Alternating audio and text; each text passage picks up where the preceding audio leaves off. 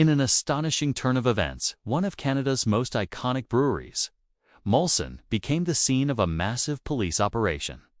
It's a story that sounds like something out of a movie, involving allegations of a major international drug smuggling ring operating right under the noses of beer lovers everywhere. Today, we're diving deep into the details of the raid on the Molson Brewery in Montreal and what it all means. It all went down at Molson Coors' massive facility on the south shore of Montreal. This isn't just any brewery. It's a state-of-the-art plant that opened in 2021, a symbol of modern Canadian industry. But on one fateful morning, the familiar smell of hops and barley was mixed with the tension of a major police investigation. Reports flooded in as local and provincial police, alongside the Royal Canadian Mounted Police, swarmed the facility. Employees arriving for their shifts were met with a blockade, turned away as investigators secured the scene. So, what were they looking for? Early reports from sources close to the investigation pointed to a sophisticated drug trafficking operation.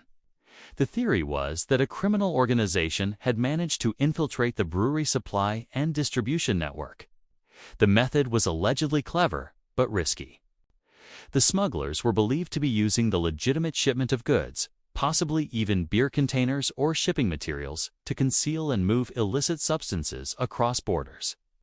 This tactic, known as piggybacking, involves exploiting established, legitimate companies to avoid suspicion from authorities. The sheer scale of the operation was breathtaking. We're talking about a multi-agency task force, which indicates the seriousness and complexity of the case.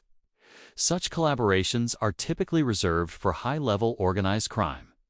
The investigation had apparently been underway for months, a covert effort to gather intelligence and build a case before making such a public move.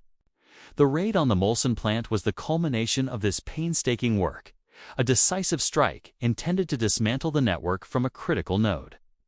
Details began to emerge about who was allegedly involved. The focus wasn't on Molson Coors as a corporation, but rather on a handful of individuals, including subcontracted transport workers.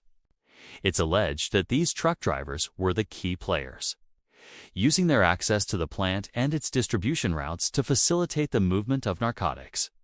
The police operation led to several arrests, not just at the brewery, but at multiple locations across the region.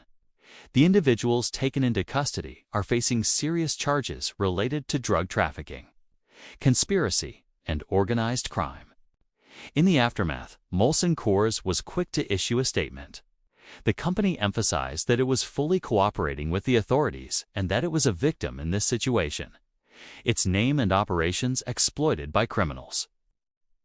A spokesperson stated that the integrity of their products was never compromised and that the issue was isolated to a small number of third-party contractors. For a company whose brand is built on trust and a wholesome Canadian image, this was a significant blow to its reputation, and they are working hard to reassure the public.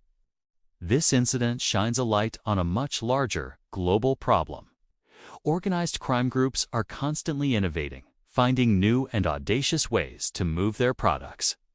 They target large corporations with complex logistics because the sheer volume of shipments provides cover. It's a constant cat-and-mouse game between law enforcement and these highly sophisticated criminal enterprises. The Molson Brewery raid is a stark reminder that even the most familiar and trusted brands can be unwittingly drawn into the dark world of international crime. As the investigation continues, more details will surely come to light. The court proceedings for the accused will reveal the full extent of the operation, how they managed to breach security, and how long this had been going on. For now, it's a shocking story that has everyone talking.